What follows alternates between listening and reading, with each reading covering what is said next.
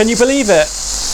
We're celebrating our 4th anniversary, the businesses. And I think as we're an Industry 4.0 company, it's a good time to wrap up a few loose ends. Problem is, we're currently in a lockdown, the second one. So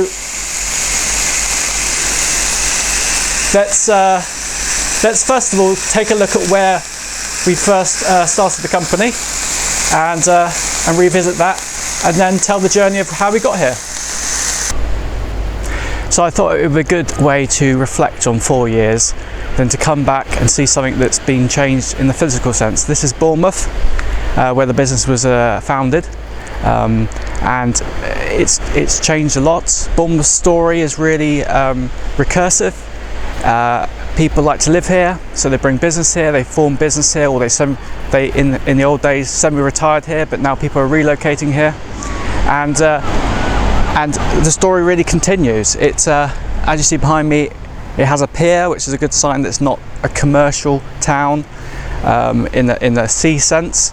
Neighbouring pool is a harbour, and that is a commercial sense. But in more recent times, the banking industry realised that why work from London or a big city when you can locate your staff in a much more pleasant place to live.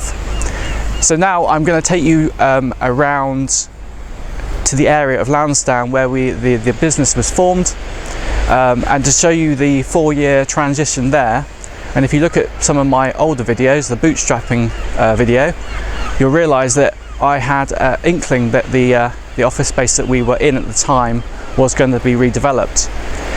So let's go for a quick tour of the Lansdowne area, and then we will I'll talk about the accelerator and basically wrap up all the loose ends that I need to make, just as a memory's sake, really, because 4 years is a long time, and even I'm starting to forget what happened and in what situation, what location. So it's good to keep a diary, really, of all this stuff. So we're back in Lansdowne at 35 Holdenhurst Road. Just behind me is the building where the business was formed. It is now empty, and it looks like the planning permission has gone ahead for accommodation, though the building right next to it is an 11-storey building. It used to be the car park and it used to be completely empty 4 years ago. So I wouldn't be surprised if actually that building gets knocked down and expanded over the next couple of years. It was an interesting one because actually the company I worked for previously was actually on the other side there of the first floor, and the accelerator happened on the first floor on the other side. So it was an interesting experience for me. Not exactly a difficult commute to work anymore. Well, the difference in the commutes. The first month, just under a month, I was actually working my notice for the previous company, so I was dashing between the accelerator and my current employment at the time, which was a web development company.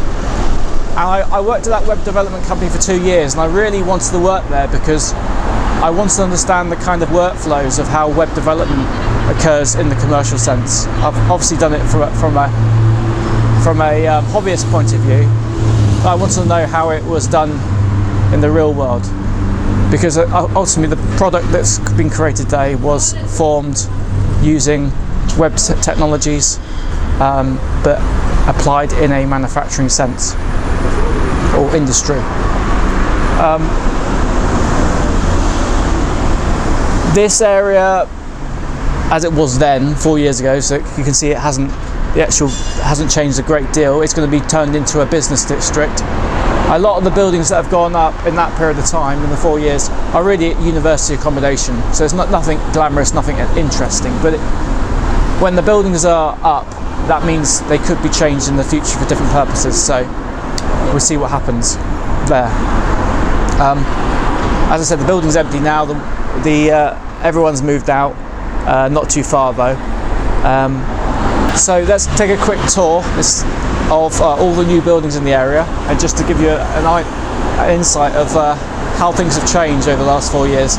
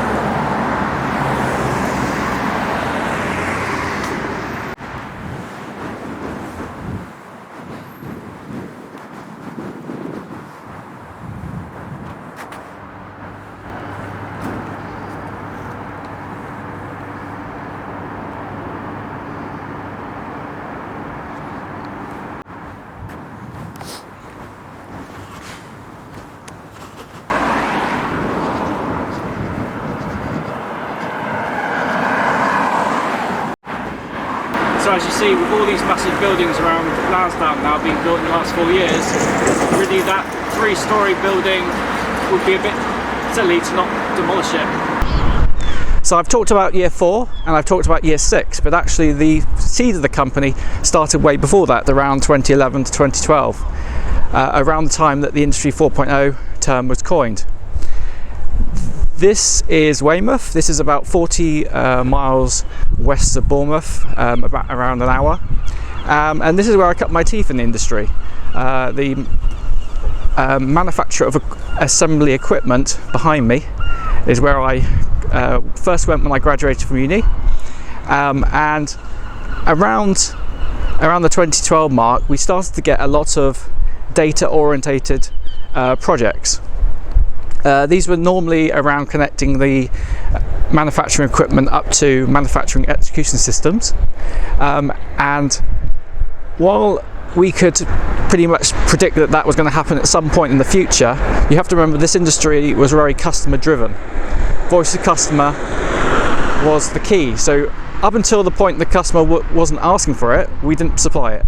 So it was a case of chasing our tails, and it was then when I kind of saw that there was needed to be an additional software platform that you could couple onto an existing legacy system to make it IoT ready, or the industrial IoT.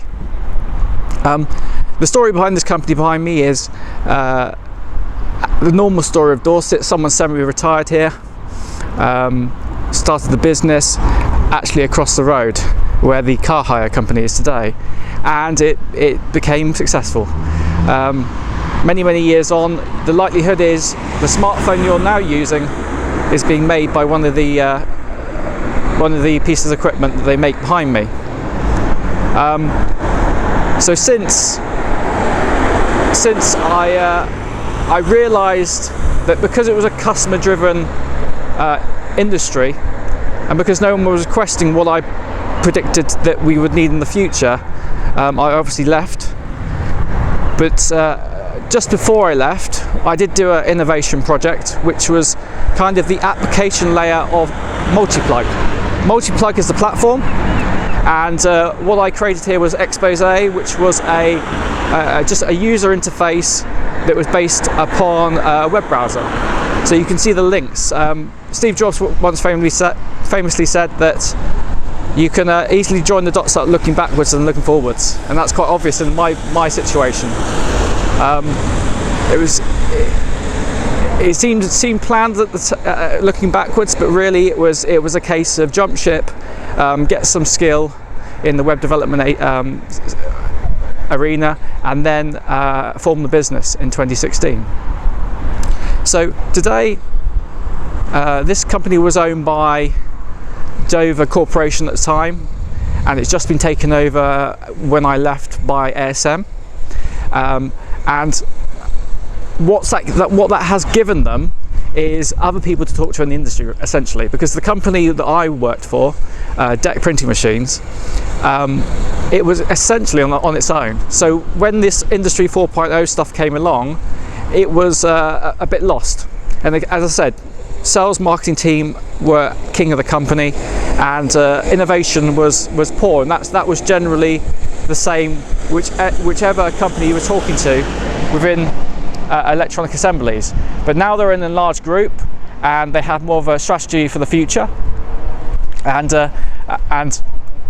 at the same time there's lots of legacy equipment out there that still needs that upgrade. So while we can focus on the future of all the great stuff that can come out of creating Industry 4 compatible machinery, we also have to think about the legacy. So that's where the MultiPlug still comes in.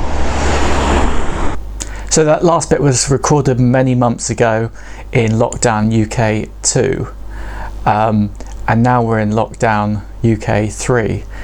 We've been given some dates for the unlock, but it seems to be going on for ages. So I needed to get this out onto the internet as quick as possible, really, because it was dragging on.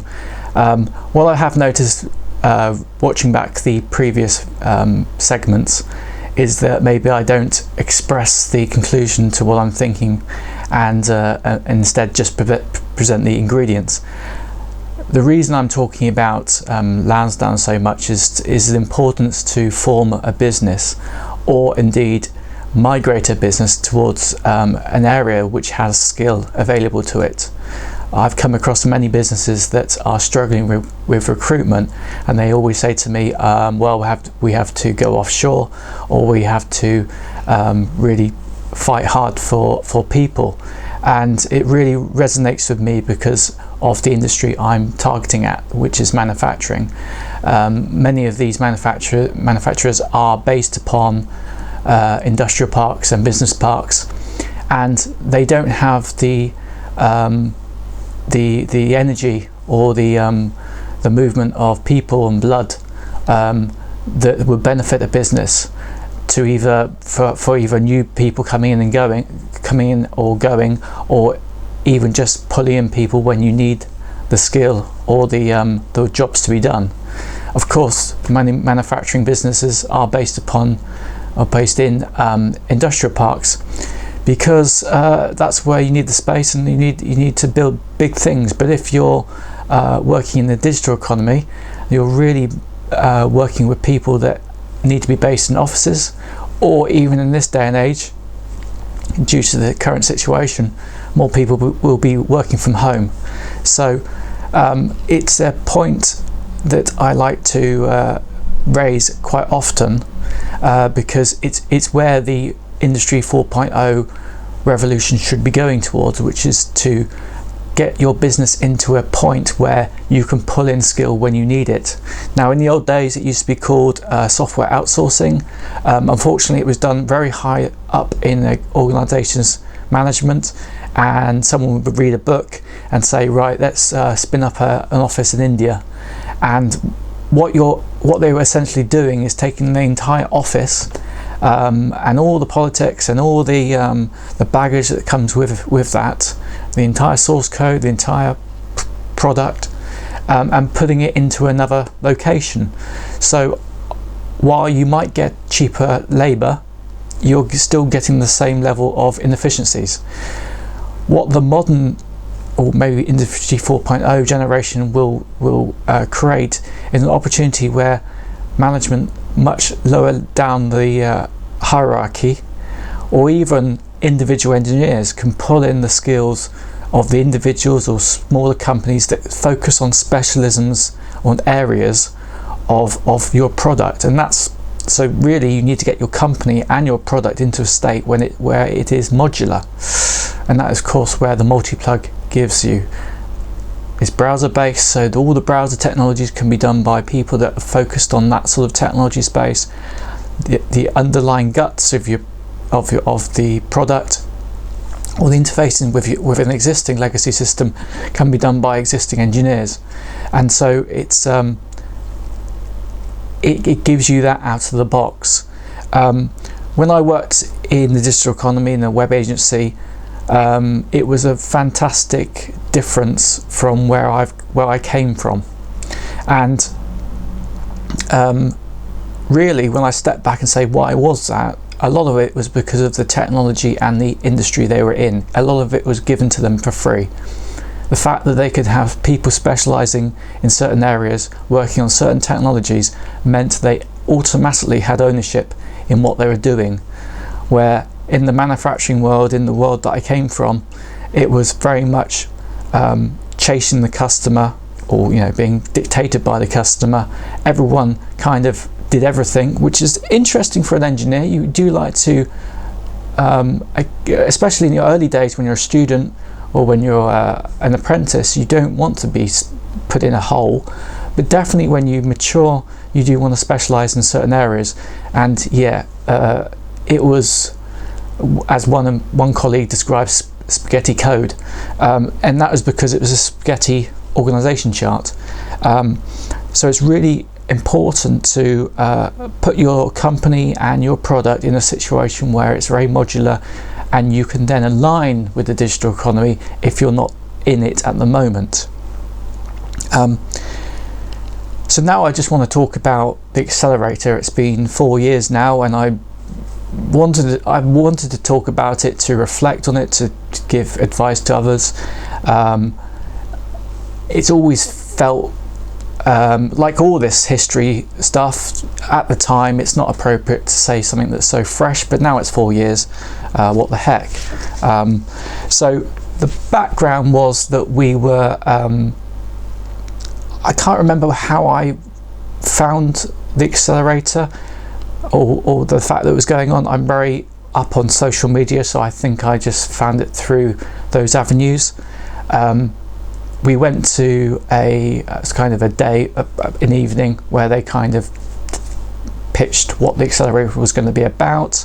They emphasised that they were more likely to talk to businesses that have co-founders, and I completely understand that. It's I think from a from an outsider's point of view, it's good to talk to two people than one. One person could be very stubborn, they could shut down conversation. Well, when there's two people involved, you can always influence one person to then influence the other. The pincer effect, I think they call it. So I completely understand why co-founding businesses, and I never went out to form a business on my own. It was always the reason why I went into this so late, really, is because I wanted to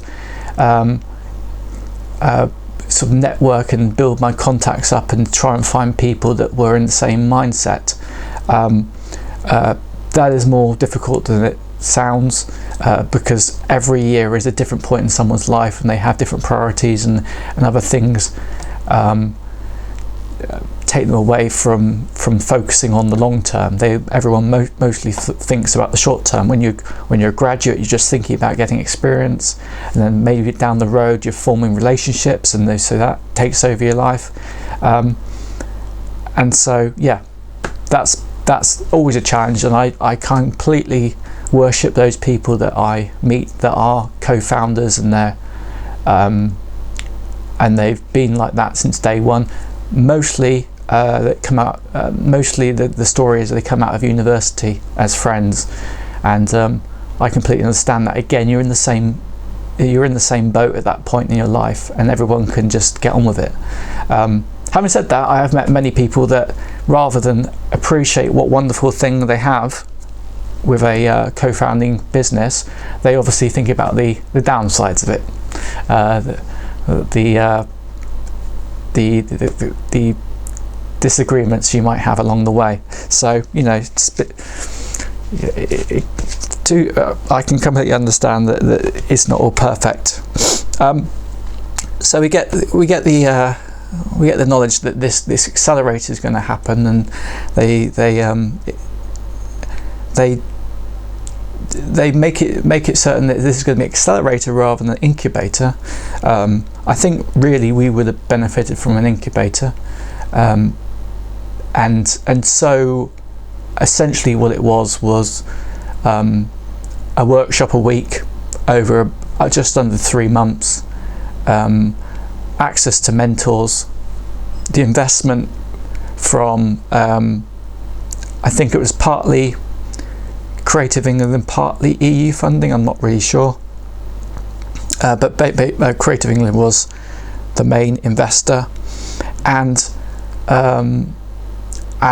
with all money and with all any sort of money, there's going to be administrators to it, and so they take a chunk of the money, and that was going to be administrated by Silicon South, who ran the accelerator, and so actually the funding you get, actually a lot of it gets taken away from you quite quickly. So it's just a reality of managing funds. Really, someone has to look after those funds, and they take their cut along the way. So we apply for it, and me and my business partner at the time, we go off to do the main documentation for it, and it was quite fun. We could meet up quite late at night, and I remember at some points we popped over to Bournemouth University and just sat in some beach huts they had over there, actually inside. And I remember us, I think I've got some pictures I might show now, of us creating the plan. So we submit our company and what we want to do, and we don't get it first time, and I'm pleased to say that, because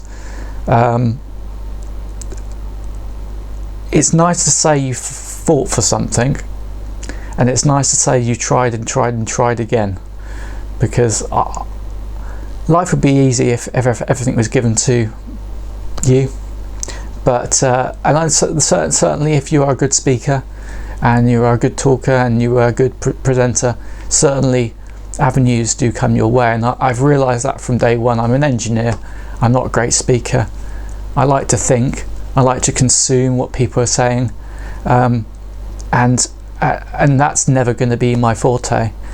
And that's why I do these kind of things, because it just gets the information out there, stored away, and I can get used to talking out loud. So we never got it first time round. They never came back to us. Clearly some companies dropped out quite late at the late time.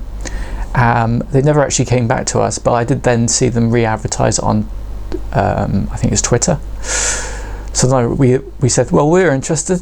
We were still interested, and then we got in. So the accelerator, so it was 8 companies. We were all being invested the same amount of money at the start, and I think that's a important point to make. We were all companies, and we were all private. So the kind of idealistic view of this kind of situation is not really correct, which is it's an open, you can share all your concerns. Reality is we're private companies. We have our issues. We have things we have to deal with on a day-to-day basis, and we all had to deal with that. Also on top of attending the accelerator. So along the way, I knew that from the start. I knew that now. I said that to the business co-founder, that it was a game we were playing, and we had to play the game and see right. And actually, it is quite correct, because that is what you have to do in business. You have to give confidence to the people you speak to, and even this now is a bit of a risk, because it opens people up to judgment.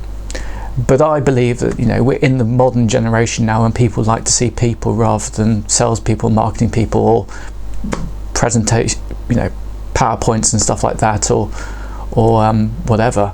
I believe that it breaks down barriers and it gets people to communicate. So it was a constant game we had to play, and it wasn't a game that was completely on our side. As I said, we didn't get it first time round. And really, if I reflected on the other companies that were on the accelerator, I could see why. They were more attuned to the accelerator, and they were more front people. They weren't. I think I can think of only one that was more of an engineering-led startup. All the others were kind of front people that would, sell the idea, get the investors to dream the idea, and then obviously raise more money down the road. And that's what many of these speakers and talkers do. They're great at talking. They're not doers. So we didn't fill in the game. The other reason why we weren't playing the game correctly is that the co-founder was also he had to keep hold of his job during the accelerator. It was too much of a risk to get him to pack his job in. He had a family to attend to, so he had and his current job. So he had 3 aspects of his life that he had to manage, and I completely understood his situation. But the reason that didn't play the game is he wasn't always there, and so we would often meet at night. For example, the accelerator came with some office space. It was sublet by the council. It was really in this day and age to hear a council actually subletting, or putting money down to harvest a new breed of companies in the area was very, very good. It's just not done anymore. It's not often this kind of stuff is pushed to the private sector. There's co-working spaces, so go and work with them. So so we were meeting at night and stuff like that. So the people that ran the accelerator didn't really see us both every day, which again, just from their point of view, probably didn't give a great message that we were aligned, though we were often we were there till 2 o'clock in the morning, coming up with stuff of what to do next, and and trying to, again, because they would set us, the accelerator would set up us stuff to do, and obviously we'd have to do it, and we would have to show we were doing it. So we were kind of playing the game.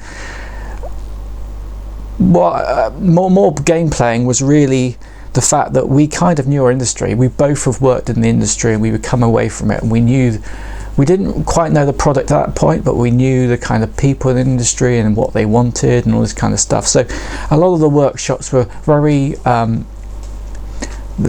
I've attended many workshops over the last 10 years in the build up to starting the business, and they're just simply normal business startup kind of workshops. What I wanted to come away from it really was how to run a business, how to manage investors and things like that, and kind of the operational side of running a business. But obviously they focused on the product and the marketing and all the kind of the stuff that you do when you've actually got something to show.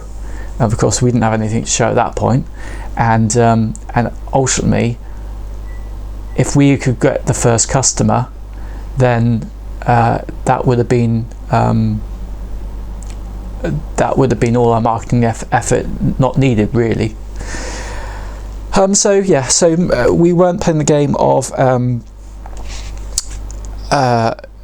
looking like we were together as one, but we were. That's what's the annoying thing, but that's just life. You have to do things that make others feel like it's happening and it's working and whatever. So I said it was under 3 months. At the start of the accelerator, it started with a pitch day, a pitch event, which was fine. Most people were in the same boat. We were pitching very general and abstract things of what our company is going to be like, and then there was a bigger pitch event at the end. What we got from the accelerator was, as you say, funding, office space, and really from my point of view personally, I had it gave me the reason to tell family and friends of what I'm doing, and I'm not being completely mad. A bit of funding gives me security, but it gives me a reason to tell other people what I'm doing. If I just turned up one day and said, right, I've quit the job and I'm going to go and do the business now, then they would think I was being a bit crazy. But so that gave me some security.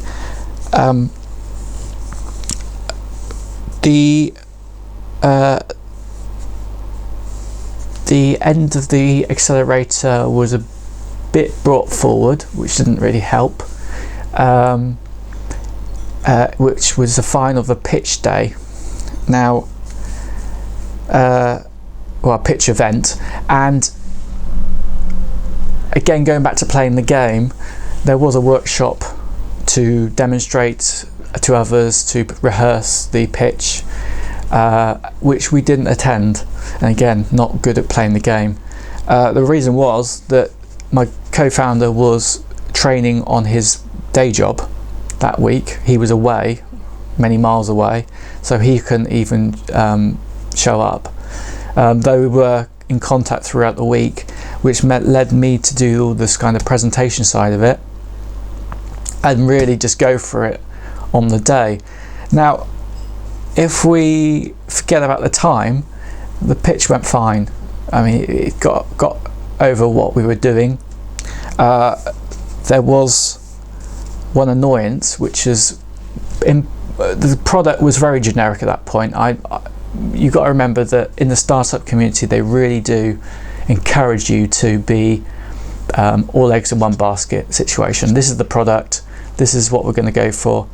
the investors on board, the investors taking the gamble, we're taking the gamble, but I've never wanted to run a business like that. You spread your eggs over a few baskets, and gradually as you start to see some sort of focus, then you start to put eggs in one basket. So the product was very generalized, and obviously it was based upon industrial machinery and electronics and IoT and all this kind of buzzwordy stuff. And so what we wanted to do is try to relate it to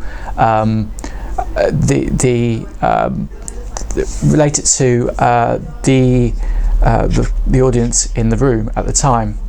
And so at one point we had a sit down with a mentor, and we try to explain it using the concept of microwaves and kettles and basically home appliances. And this went down well. We said, the microwave has a notification, it has a ping, and that's a notification, so you can use our technologies to propagate that notification to your TV, your light, your smartphone, etc. It's escalation and control and all that kind of stuff that the MultiPlug does. Or the MultiPlug wasn't even, I don't think, there was the MultiPlug at that point. So this went down well, relate it to something that everyone relates to. So we did the pitch, and we used the microwave metaphor, and of course they thought we were creating a business surrounding home appliances and microwaves and stuff, didn't they? So that was quite annoying. So anyway,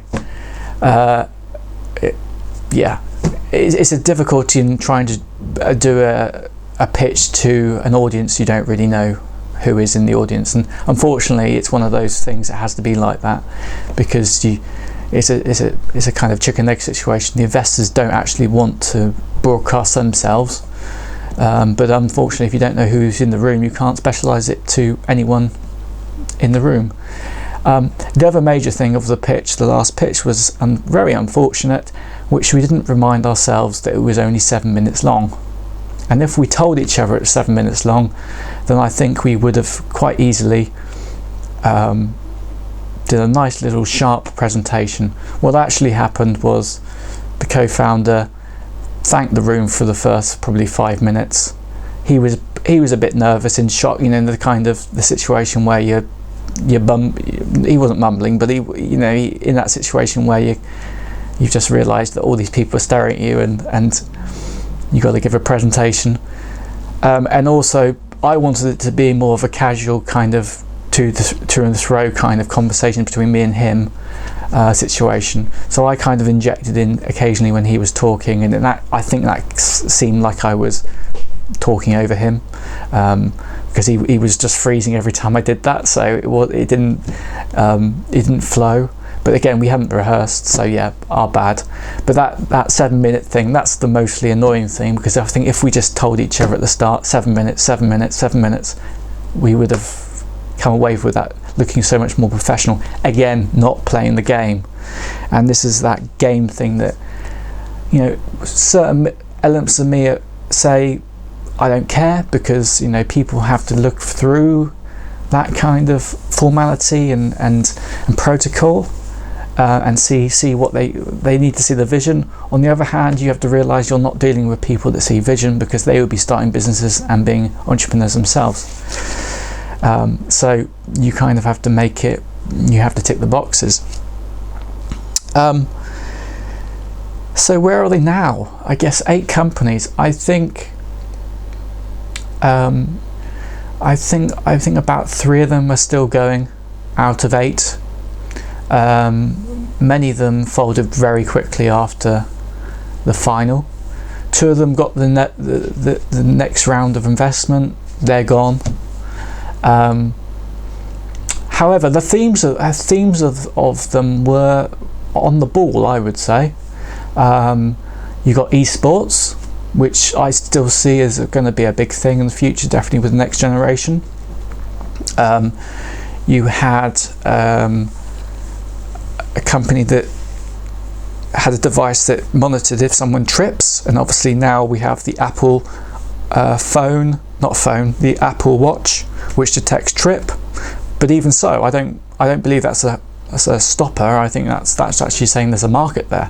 If you can create a low-cost device that does what Apple would do for hundreds and hundreds of pounds, then I see that's a good market. You got video CV system, resumes and things like that. Again, in this day and age, in the lockdown, in the current world situation, we're going to need a lot more video CVs. We had a few health companies. One was doing a messaging service for health officials. I think we knew at the time, and I think they knew at the time, that working, especially in the UK with the NHS, would be a lot of red tape to get through. So that was one of the companies that got the next round of funding. And I think we have another healthcare business that specialised in certain health. I'm trying to remember now, but I think they're still going. And again, he's still going because he was a professional in the health system, and he's probably using the product he makes. He's eating his own dog food, scratching his own itch. And I could probably guess at that point those companies that were going to scale slowly but going to be successful, and I put myself in that box. And those companies that were banking on one product and one product only, and kind of going to fizzle out as soon as the money runs out, funding runs out. So it was quite obvious to me. But again, it's about do you focus on the talkers or the workers situation, and I think we had a mix of that. So what did we get from it? 4 years. Well, we've got the MultiPlug, which is that logo there. So that was the software that we created. We obviously didn't get it finished within the 3 months. It's taken 2+ years, and officially the funding ran out and I started bootstrapping. And then I got to a point where I had to kind of use the MultiPlug, and I would have hoped by that point that I could have rolled some ideas, some prototypes, some innovation ideas out to machine vendors. But actually another opportunity came up, which I thought was more appropriate because it was kind of me eating my own dog food and therefore being able to scratch my own itch, which was to create an adapter for a new data standard that had just come out. Maybe a year. I don't know actually. I can't remember the timeline, but it came out, and so there needed to be a product that kind of upgraded existing equipment for this new standard, so people didn't have to throw away their old equipment, and that's what was created here. And you're getting the first exclusive look at it. Actually, it's that thing there. It's called Quentin. It's a SMEMA to Hermes adapter, and it's essentially a computer with a lot of electronics on top. We've been able to get some match funding locally to get the R&D of that product. So that will be on sale very shortly. So as you see, I've done exactly what I believe you should do, which is scratch your own itch. Sorry, eat your own dog food, meaning use the product you make as the customer intends to use it, which honestly in the industrial marketplace, a lot of businesses out there are making stuff that their customers are literally dictating to, and they're not actually using them themselves. And therefore, when I'm using it myself, I'm able to scratch my own itch, which is basically improve the product and suggest improvements and iterate it really. I'm mainly doing that with the MultiPlug really. This is a new product that will I guess really this product here I'm not using myself, so you can see the difference really. That's the industrial product and that's the software product, and you just see how sometimes it is challenging when you make an industrial product that I'm not a manufacturer of electronics, though thankfully there are manufacturers of electronics in the area, and that's exactly who's making my electronics for this box here. So I will shortly be, they will be eating their own dog food, I guess, because they would have made it and then they'll be able to use it on their own production line. So that's pretty cool. So the accelerator, it was a great thing to do. I tried to play the game as much as we could, but you know, difficult to. I've stayed in the bubble, and that's the important thing, really, to try to keep yourself visible to the community, the communities that can help you in your area, because ultimately they can't advertise everything to everyone because they get so many applications, which I know sounds wrong, but that's the reality of life. You need to, it's not what you know, it's who you know kind of situation. So I've tried to keep in the bubble of that as much as possible. Difficult now because we've had a whole year of the world situation, so I'm hoping when we all go back to normal, all these events will spring up and there'll be lots of networking events to attend. So I think now we can go over to the last section of this video, which is a little bit of a Q&A. So we're coming to the end now, but I just want to finally do a Q&A. I sent requests for questions to everyone I know on LinkedIn, Facebook, a mailing group, and Twitter, and just generally friends and family, and they responded quite well. I basically asked them any generic or general business questions, or even any personal questions. So let's quickly get into this. I originally was going to do kind of a blind Q&A where I hadn't seen the question before, or even do some sort of random choice kind of questions, but just to try to get myself into a situation where I'm uncomfortable, because there's going to be days when I'm going to be taking questions from anyone and I'm going to have to think quickly, and I'm not really that great at thinking quickly. So if you do want to do that in future, remember that a little bit of prepping wouldn't go amiss if you want to get the best out of me. So if you were to start out without COVID or Brexit, in brackets, would you do anything differently? Quite a broad question. I think from a personal point of view, it would have been nice to get more experience in the world of IoT and data. So really I only got maybe 2 years worth of web creative industry type exposure. It would have been nice to work for a pure software house, and that probably would have networked me with more like-minded individuals, I think, computer scientist type people. The thing about software today is it's part of everyone's life. It's a part of every business. So when a computer scientist or a student of leaves university today, they get sucked into any sort of industry. So the days of real hardcore computer science or software engineering kind of work is really not a needed thing. Really, most companies just want you to do database work, move data from A to B, to display it here, update forms and things like that. So it's not really that, you don't really need to have a computer science degree anymore. So I think, yeah, just generally more experience, therefore more networking with other similar-minded people. It's such a broad question, and it's so. I always find these kind of questions difficult because you don't know what would have happened anyway.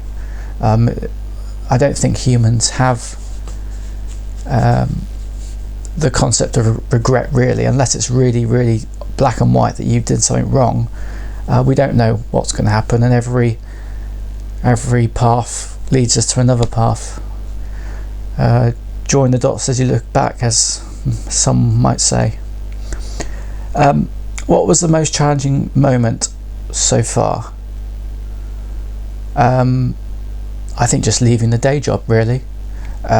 You kind of, especially in a what I would call a skilled employment, you know, that might be a bit snobby, but if you do, I have gone from school to college to university, then got a job, and using the same skill set along the way.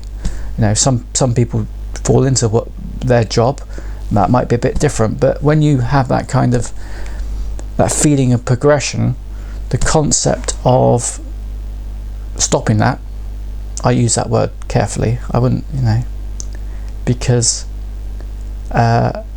and potentially sacrificing that is daunting, but the reality it isn't. And it was interesting, even at the accelerator, they started us off by basically saying, you know, we're all skilled people, we could all get a job tomorrow if we needed to, and so this isn't actually a big risk, you know, keep things in perspective. Reality is, some people there, I'm including myself, might be doing that because they think it's the only option, and so it's not as easy as that, I don't think. I felt I was hitting my head against glass ceilings constantly, so I had to do something in my life. But I remember a chairman of a company I worked for called John Knowles. He told me, you know, sometimes you have to take a step down to take a step up, and this was an opportunity to do that. And you know, realistically, have I given up anything? Really, no. And the longer it goes on, the more you realise that. The more you realise that the day to day is just living, and it's about having fun along the way. So next question: any advice about bootstrapping? The thing about bootstrapping is, even if you've got good investment, the likelihood of an investor turning around and saying, right, I'm happy to pay for your salary, is pretty minimal, especially right at the start. Now, if you've done the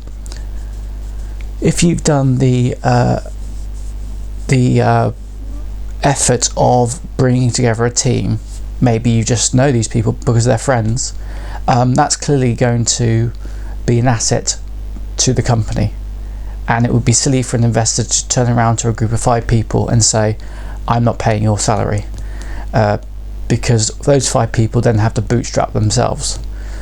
But there are points along the way, especially at the start, where even if you get investment, it might not they will discourage you from paying your salary anyway. So actually the concept of bootstrapping is a concept that actually is broad among not only just very, very early startups, but more mature startups. Advice on bootstrapping. My advice is only that there are 7 days in the week, not 5, and I've heard of other people do the following, which is to break the week down in half maybe, and work in your skill in an employer, and therefore you've got some income. Now the benefit of that is you're keeping your contacts and networking within your industry, and then the rest of the week you focus on your business. I think the danger of that is that you still see it as your side project or side company if you do it that way. And when you work within those kind of situations, it only takes one colleague to kind of hint that you're not focusing on your day job, and then it just feels awkward because you're trying to hide what you're trying to do. You can't be proud of what you're going to do, and also, you know, half the week you're not available to meet people or whatever, or have meetings or visit customers. So yeah, what I would say to do is, there's 7 days in the week, use that extra 2 days. So what I do is I'm available to the business 5 days a week, and that means I'm available to customers, partners, meetings. I can go to customer sites. I can go to trade shows. You know, I basically have a normal work week running the business, and the other 2 days are the bootstrapping days. And I would suggest you doing it in an area that isn't directly linked with your current industry, is what I would say. So it's completely cut down the middle. So you don't have any interest or passion in that bootstrapping role. It's just literally money in the door, money in the piggy bank, I mean. And it's simple as that, really. The downside of that is, if you do come out your industry, then every 6 months, 12 months, every year that goes by, you are losing contacts with your industry. But again, in my experience, people come back. Okay, you might not make any more contacts, but the people that fizzle away to try to pursue their careers, they have other priorities in their life also that change, and so they eventually come back. Now, I say that as someone who is the youngest of 4, and a big age gap between my family members above me, and I've spoken to their friends, and they got to a point where priorities changed in their life, and they kind of wanted a new challenge. I'm talking about children here. You know, when your children grow up, there'll be a point where actually you go, actually, I want to focus on my career again, and that's the point where they come back. And I believe that the people I know will eventually come back to maybe help out. Let's hope so. What's something you have wished you have known before starting? Ooh. What would that be? I didn't. You can tell I haven't read that one before I read it. I think I have to cop out on that question and say it's more of a software thing, really.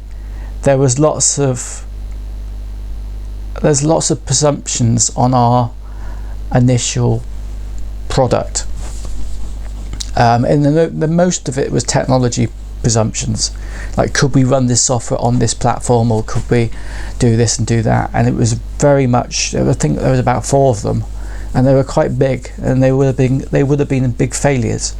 That would certainly have, would that have changed things? Not sure, but it would have made me more happier at the start, I guess.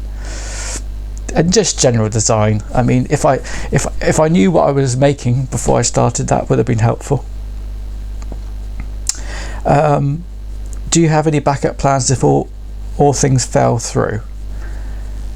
The thing is, what I have done, and I'm really pleased with this, is I've been able to break down all the stuff we do into modules. I've spoken about that before, and so anything can be repurposed, anything can be worked on by different people.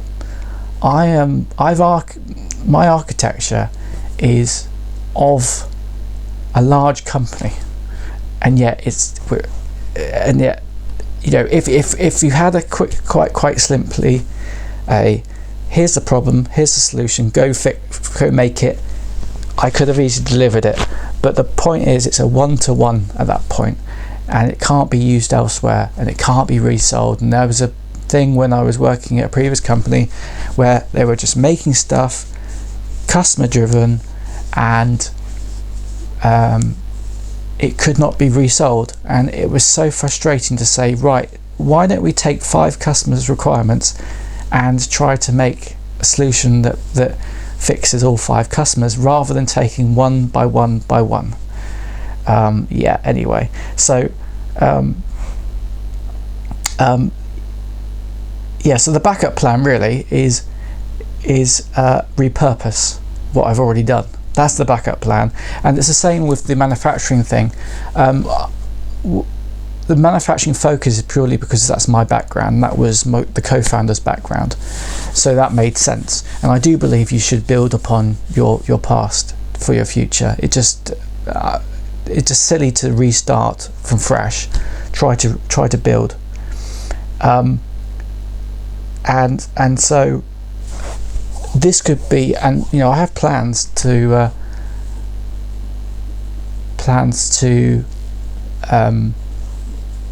repurpose MultiPlug and all the kind of software around it, maybe a bit of the hardware for more consumer products or other industries. And that's the difficulty, because I can give MultiPlug to someone of a different industry, but then you have to get them to dream or to vision how that's going to work for you, and so you really have to become the solution provider, and that means understanding the industry that they're talking about. So yeah, I just repurpose basically. Has it hard to get funds for everything you want to do? I've missed one there, but the answer to that is no, but it's also an indifference answer. If you've got a plan, then you'll get the funds. Simply as that, and that's a life rule. If you have a plan, it's very easy to get funds. The first thing that someone will ask you is what you're going to spend the money on.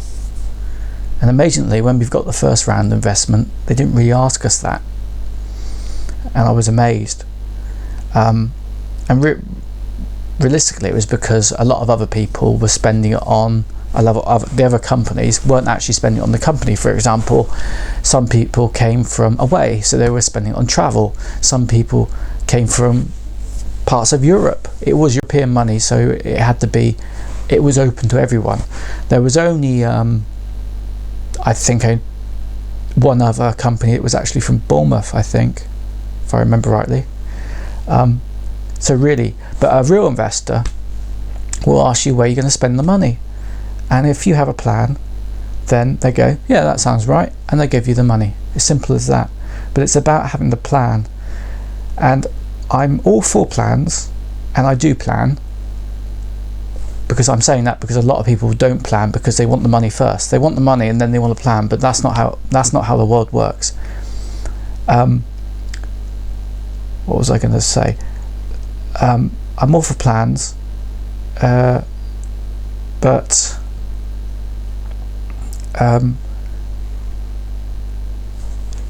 it's the period of time you're going to plan for. So for example, at the moment, I know 4 years on, I know the sort of staff I'm going to need in the future.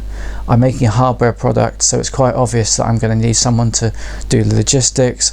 I'm going to need someone to do the kind of post-assembly testing, and I'm going to need more manpower to do software development. So it's quite, I can now today I can say I could need at least 4 or 5 people. I could justify them, and it's really depending when I really need them. And the problem is with that kind of you have to plan before you get the money concept is normally you need it now.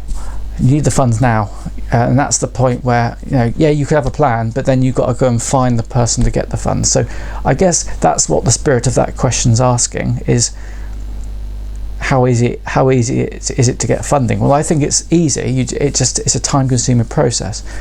When the initial runway ran out, first round,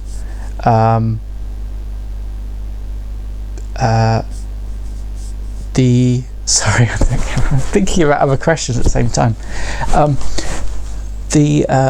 I had choice to make. I could either waste my time raising money, or I could just get on with it. And I just chose to get on with it for now, because there are there are people out there that specialise in raising money, and that's all they do. And a lot of these small startups, they gain good money, and then the founder's intent at that point is to raise more money to pay off the investors previously. So actually the job is no longer to run the business, it's to raise money. And you see a lot of these founders out there,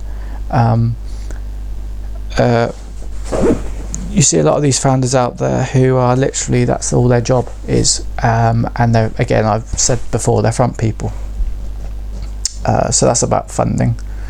Do you have any end goal in mind after which you'll stop and move on and do something else? This is what I have to tell lots of people now.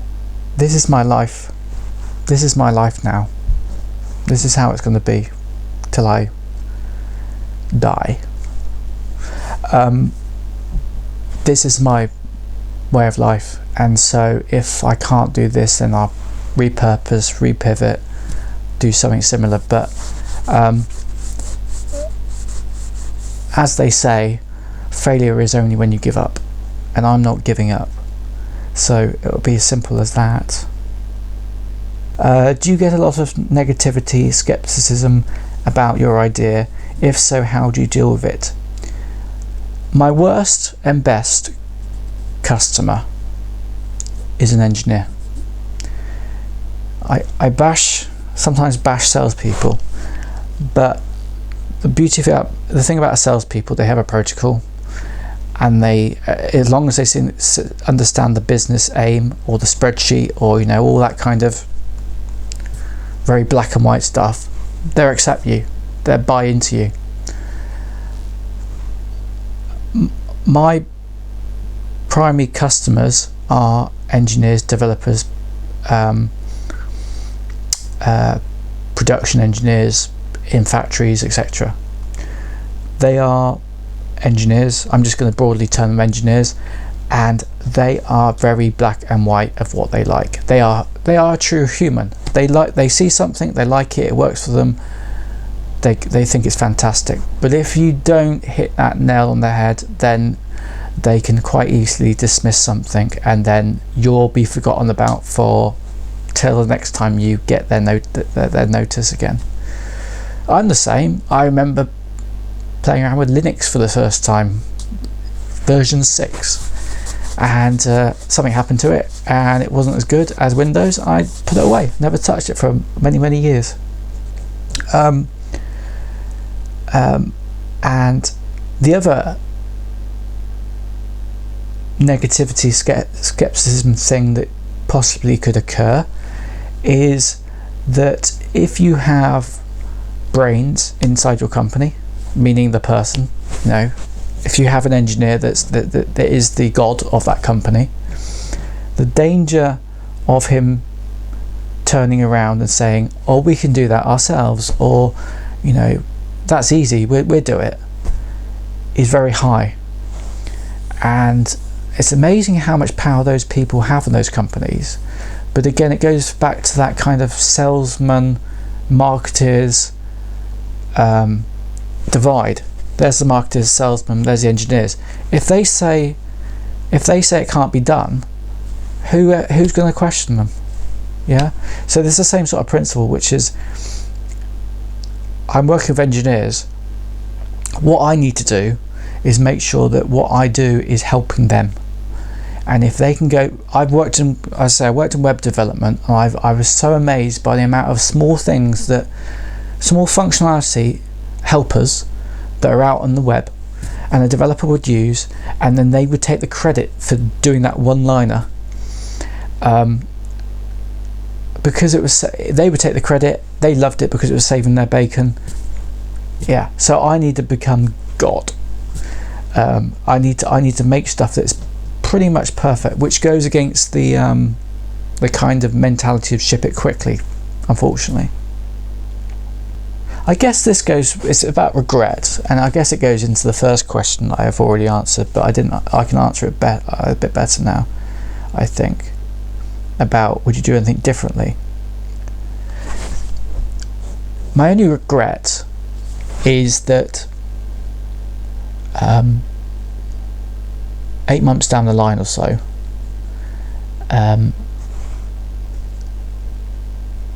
I started to get the wobbles because I started to run out of money. So I was questioning whether I should continue this lifetime, once in a lifetime opportunity to continue going, or go back to the day job. And I got the wobbles, and I was at a trade show, and I thought to myself, you know, in this modern age, we need to tell people our feelings and all this kind of stuff.